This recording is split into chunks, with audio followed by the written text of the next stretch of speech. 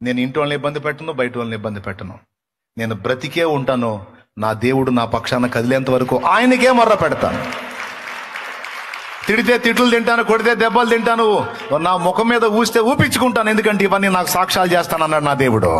ఇవన్నీ నాకు సాక్ష్యాలుగా నిలబెడతానన్నాడు నా దేవుడు. నేను ఆ మాట నమ్ముతా, యేసయ్య మాట నమ్ముతా. హృదయమంత వేదనతో నిండి ఉన్నది,